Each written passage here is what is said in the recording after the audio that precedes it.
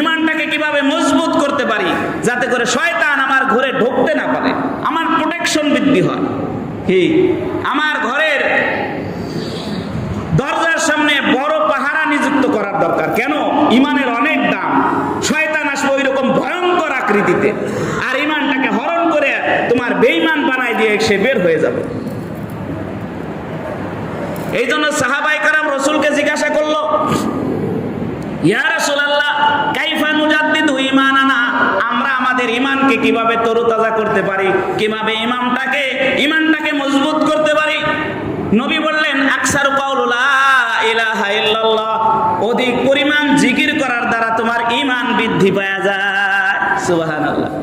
তাহলে সময় পাইলেই জিকির করা লাগবে কিনা? হ্যাঁ, জিকির জাকেরকে মাজকুরের সাথে মিলাই দেয়। সুবহানাল্লাহ। যে জিকির করে তাকে জাকের বলে, মাজকুর বলা হয় যার জিকির করা হয়। তো জিকির জাকেরকে মাজকুরের সাথে মিলাই দেয়। মাজকুর মানে আল্লাহর সাথে মিলাই দেয়। সুবহানাল্লাহ। স্মরণ করি কার? আমরা আল্লাহ, সে হচ্ছে মাজকুর। আমরা